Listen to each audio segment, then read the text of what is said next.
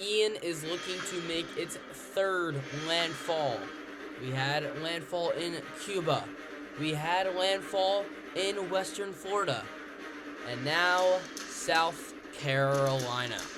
So, Ian is currently back to hurricane strength. It was a tropical storm. Currently has maximum sustained winds of 80 miles an hour, minimum central pressure of 986 millibars, and is moving north-northeast at 10 miles per hour. But not for long, as the storm is expected to make a cut into South Carolina, where hurricane warnings are in effect for the entirety of the South Carolinian coastline and a little bit of North Carolina and Georgia coastline as well. And you can see that the wind extent of the storm is massive. Those tropical storm force winds stretch from the center of Florida all the way to North Carolina. So a lot of regions could be seeing some strong winds with this system. And if we're talking about our wind speeds here, you can see that the majority of the Carolina coast, as well as the Georgia coastline, is going to receive tropical storm force winds. And we do have flash flooding potentials for this storm. We do have 40% chance of flash flooding in these red areas, 15% chance in these yellow areas, and 5% chance in these green areas over the next 3 days. And here is the projected rainfall from this storm in the next 3 days as well. And here is our peak storm surge. You can see from Little River Inlet to Edisto Beach, 4 to 7 feet of surge is expected in these yellow areas. That is 3 to 6 feet of storm surge, and in these blue areas is 1 to 3 feet of storm surge. So let's move on here. We have the satellite imagery for this storm. You can see that it's very widespread now. You can tell that obviously it is not in that major hurricane, perfectly circular shape. We do have a lot more moisture out in front of the system than the center of the system is right in here. And we have our outer bands contributing a lot of that extra rainfall coming in from the Atlantic Ocean. Here's our intensity guidance. You can see that as soon as the storm makes landfall, it's going to drop back to a tropical storm and eventually a tropical depression. But right now, a Category 1 hurricane, and is expected to stay that way until landfall.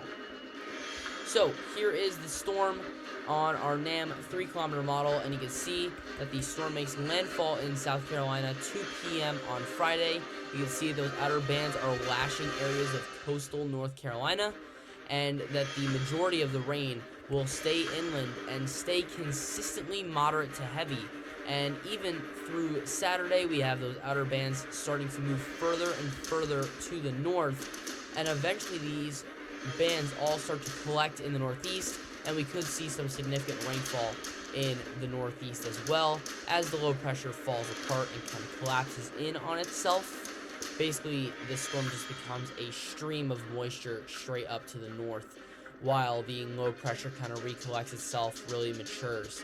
But that doesn't mean that we're not going to be receiving rainfall, as areas across the entire East Coast should expect at least a half an inch of rainfall, if not 2+ inches of rainfall.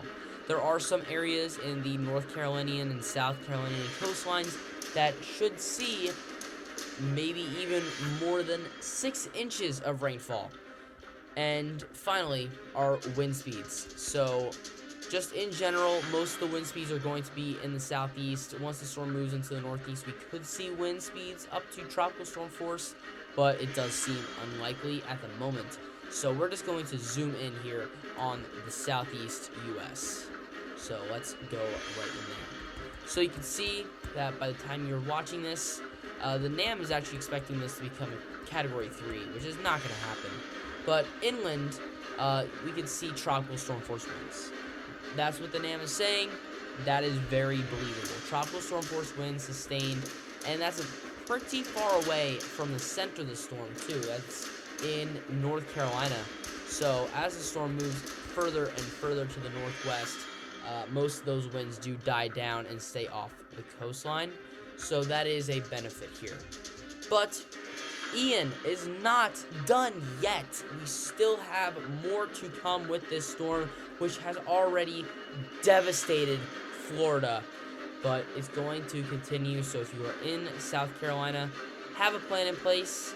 I know this is just a Category 1 hurricane, which may seem like child's play to some in the southeast, but this could have major impacts, especially with that storm surge. The storm is still very capable of producing storm surge, and as it did in Florida, that storm surge could be very, very dangerous. So make sure to stay tuned to your local services and local authorities in the region. But thanks for watching. Stay safe, and I'll see you guys next time.